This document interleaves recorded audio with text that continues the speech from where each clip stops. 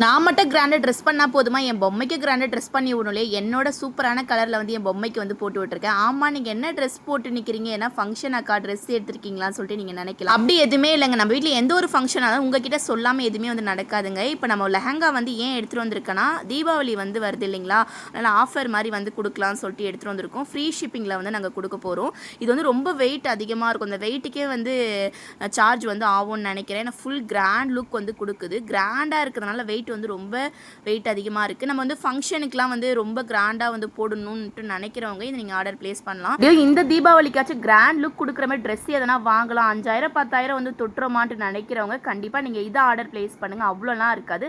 Affordable ப்ரைஸில் free ஷிப்பிங்கில் வந்து கொடுக்க போகிறோம். அது என்னக்கா கிராண்டாக போடுறவங்களுக்கு மட்டும்தான் நாக்கா, சிம்பிளாக போடுறவங்களுக்கு எதுவும் இல்லையான்னு சொல்லிட்டு நீங்கள் கேட்டிங்கன்னா, சிம்பிளாக போடுறவங்களுக்குமே வந்து ஸ்டோன் வச்சு லைட் வெயிட்டில் சுடியுமே வந்துருக்கு. ஆனால் மெட்டீரியலாக இருக்கும். மெட்டீரியல் நல்லா குவாலிட்டியாக இருக்குமான்னு சொல்லிட்டு நீங்கள் நினச்சிங்கன்னா அதை நீங்கள் பார்த்தாலே உங்களுக்கே வந்து தெரியும்.